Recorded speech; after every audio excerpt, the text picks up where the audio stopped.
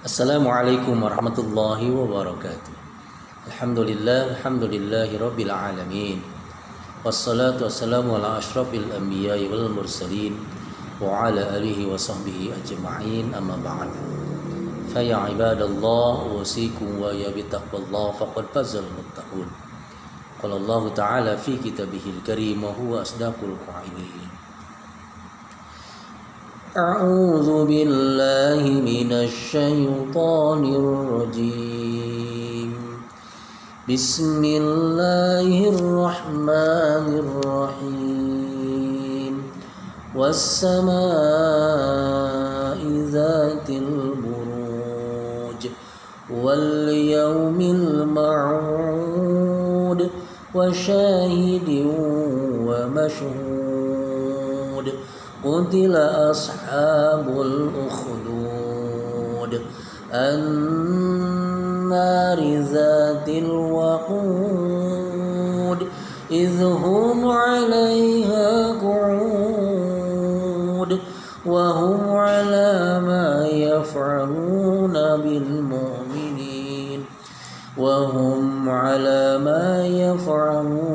بالمؤمنين شهود. Sadaqallahul azim. Dengan asma-Mu ya Allah,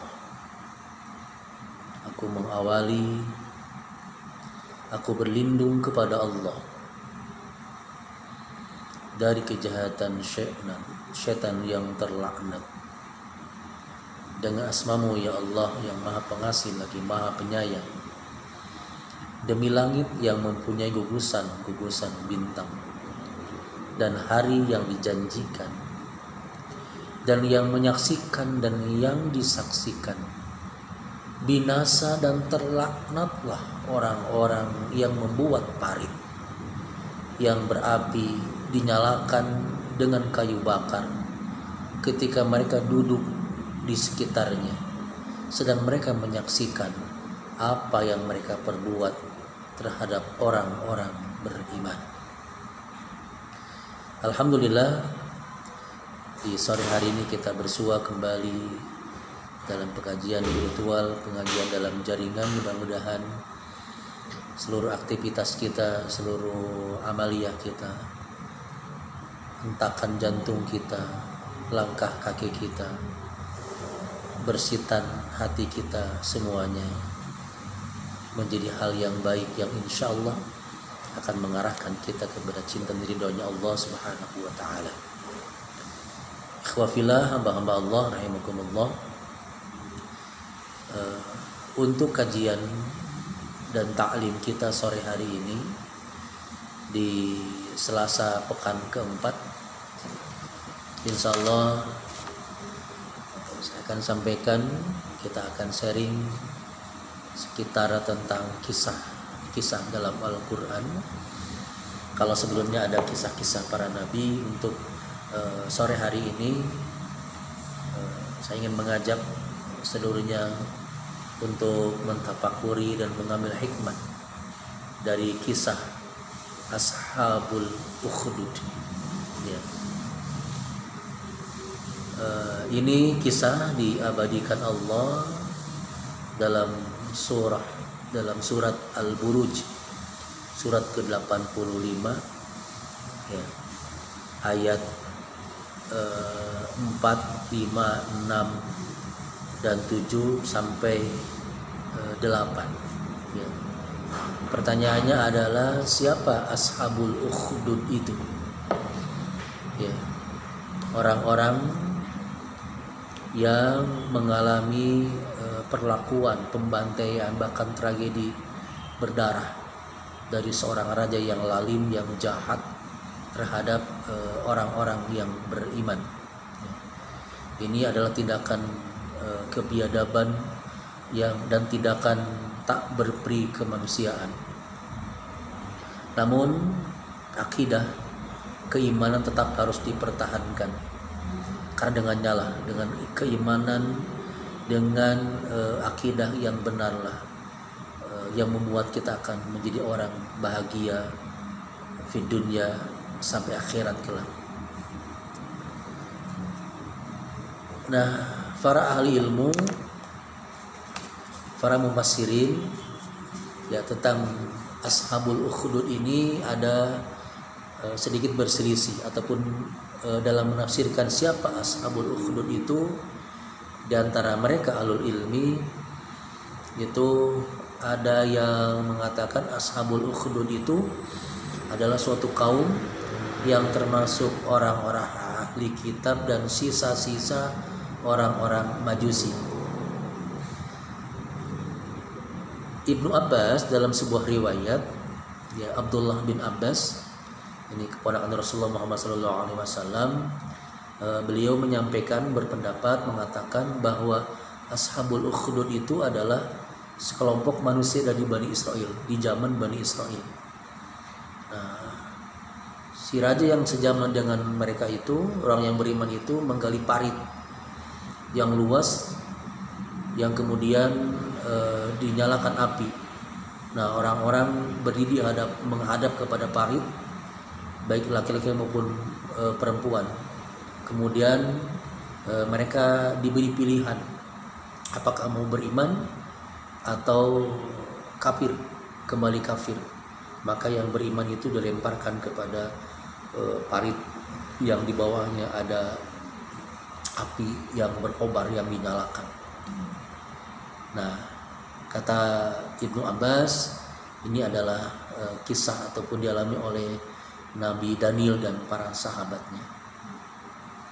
Di riwayat yang lain, mufassir yang lain, Ashabul Ukhdud itu adalah orang-orang yang dicelakakan. Jadi ada sebuah parit di negeri Yaman, di Najran, itu tempat mereka tetap menyiksa orang-orang yang beriman. Sementara riwayat Ad-Duha, beliau mengatakan para ahli tafsir itu yang dinamakan Ashabul Ukhdud adalah orang-orang dari Bani Israel, di mana mereka meringkus manusia, laki-laki dan perempuan, lalu dibuatlah parit, dinyalakan api gitu, lalu dihadapkan seluruh orang-orang yang beriman itu ke arah parit tersebut. Seraya dikatakan tadi, memilih apakah dia kufur ataupun tetap beriman. Kalau dia misalnya beriman, maka dia dilemparkan ke dalam api yang sangat menyalamanya itu. Itu bisa dilihat dalam tafsir At-Tabari. Nah, singkat ceritanya ceritanya seperti ini. Ya, dahulu ada seorang raja yang tadi boleh jadi raja itu di zaman Bani Israel ataupun yang merajai di negeri Najran, daerah Yaman. Raja ini memiliki tukang sihir, tapi si tukang sihir ini sudah sangat tua. Sehingga kemudian satu ketika si tukang sihir ini meminta disiapkan oleh raja seorang penerus, seorang anak yang nanti akan diajarkan tentang ilmu sihir. Maka kemudian oleh sang raja diutuslah seorang anak untuk diajari oleh tukang sihir raja itu, kerajaan itu, untuk diajarkan ilmu sihir yang nanti akan menjadi pengganti, penerus dari si tukang sihir yang sudah sangat tua itu. Ini regenerasi ceritanya, ya. Tapi kemudian setiap hari si anak itu berangkat, ya, dari rumahnya menuju rumahnya tukang sihir. Tapi di tengah perjalanan anak ini itu bertemu dengan seorang rahib, ya, yang sedang menyampaikan ilmu, ya, dalam Alkitabnya. Dia tertarik anak itu dan kemudian belajar. Ketika belajar, maka dia terlambat menuju rumahnya tukang sihir tadi. Sehingga telah sampai, dia terlambat, dia dipukuli, gitu. Nah, kemudian dia baru pulang, jadi tidak belajar sihir. Ketika pulang, dia berkata kepada sang rahib yang mengajarkan ilmu-ilmu Allah dalam Alkitab, ya.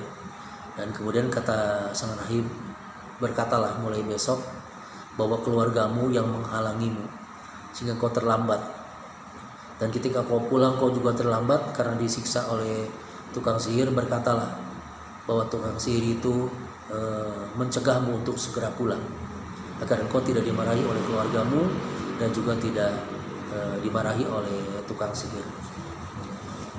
Satu ketika karena daerah masih daerah yang ada binatang buasnya, kemudian ada binatang buas ya, semacam harimau yang kemudian itu menakut-takuti dan menghalangi masyarakat yang mau lewat di tempat itu.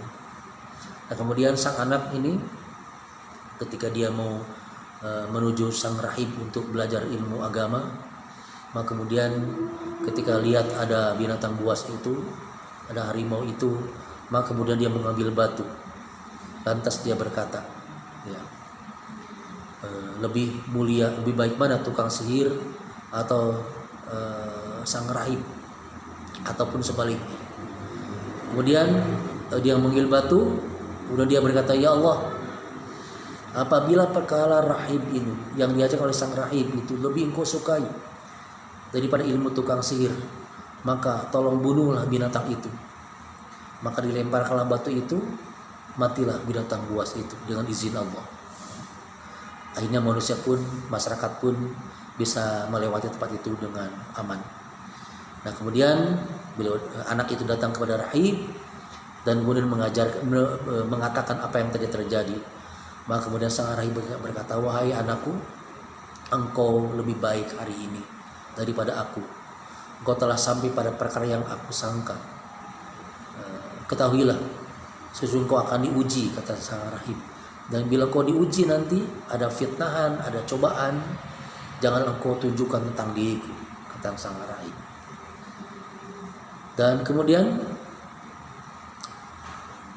karena belajar lama dengan sang rahib, maka sang anak memiliki keimanan dan akidah yang sangat kuat bahwa semuanya bergantung kepada Allah.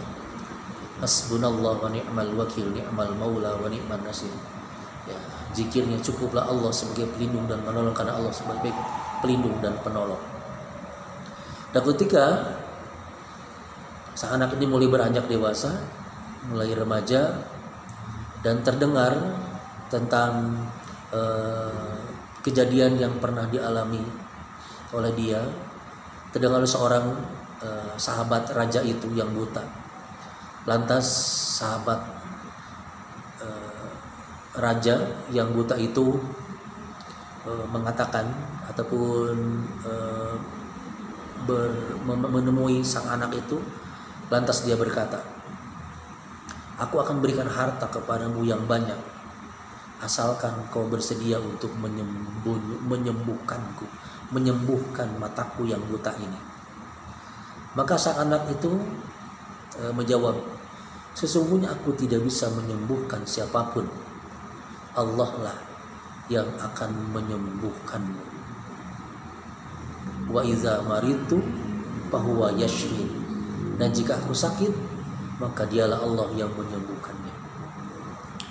Maka kemudian ada syaratnya, kalau engkau mau aku doakan, dan syaratnya engkau harus beriman. Harus beriman kepada Allah, harus bertauhid kepada Allah.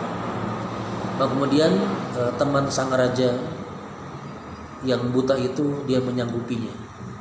Maka kemudian setelah dia beriman, dia, kalau sekarang misalnya mengucapkan 2 kalimat syahadat, asyhadu an la ilaha illallah wa asyhadu anna muhammadar rasulullah, maka kemudian sang anak itu berdoa kepada Allah. Dengan izin Allah, Allah mengembalikan penglihatannya. Nah, kemudian satu ketika teman sang raja yang tadinya buta, yang kemudian menjadi murid itu, menemui temannya, menemui sahabatnya, sang raja yang zalim itu. Berceritalah bahwa anak yang telah diutus oleh raja itu telah memiliki ilmu sihir. Padahal sebenarnya bukan ilmu sihir. Dia belajar ilmu tauhid dari rahib Yahudi itu, yang kemudian Allah lah yang menyembuhkan dan mengabulkan setiap hajat dan keinginannya. Lantas dipanggillah sang anak itu, dan kemudian mengatakan bahwa kamu telah hebat memiliki ilmu sihir, engkau telah menyembuhkan sahabatku yang buta. Maka sang anak itu berkata, bukan aku yang menyembuhkannya, Allah Azza wa Jalla yang menyembuhkan. Kata sang raja zalim itu, bukankah aku Tuhanmu? Tidak, yang menyembuhkan Tuhanmu dan Tuhanku, Tuhan kita semua adalah Allah Rabbuna wa Rabbukum, Tuhan kami dan Tuhan kamu sekalian. Akhirnya sang raja itu menyiksa sang anak, disiksa luar biasa. Sampai kemudian dia mengutus sepasukan agar dibawa anak itu ke atas gunung, lantas beri dua pilihan. Kalau dia mau kufur dari keimanannya, tidak menyembah Allah, tidak mengimani Allah, dan kembali belajar ilmu sihir, selamatkan dia. Tapi kalau tidak mau, dia jatuhkan, agar dijatuhkan dari atas gunung. Ketika tibalah saat dibawalah sang anak itu ke atas gunung oleh pasukan, dan ketika disampaikan maka sang anak itu berdoa kepada Allah, ya Allah,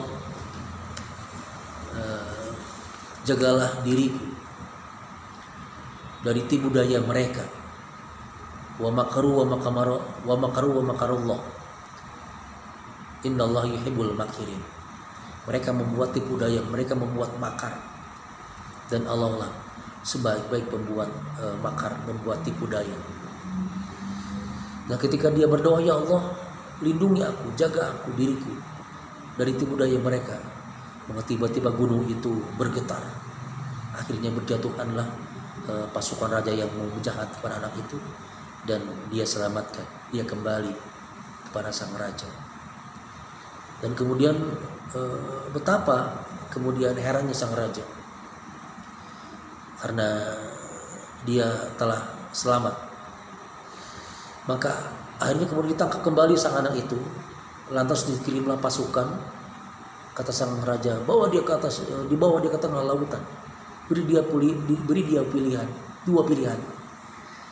Kalau dia beriman, tenggelamkan dia di atas lautan, di tengah lautan. Kalau dia kufur dan mau mengimani, mau percaya kepada aku, menyembah aku, kata sang raja zalim itu, biarkan dia selamat, dibawalah ke tengah lautan.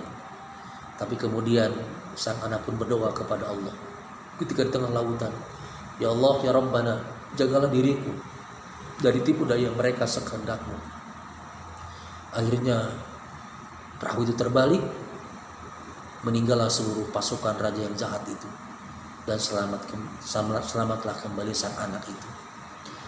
Sampai kemudian sang anak diketahui masih juga selamat, maka dia menuju sang raja. Lantas dia berkata, wahai raja, kalaupun engkau ingin membunuhku,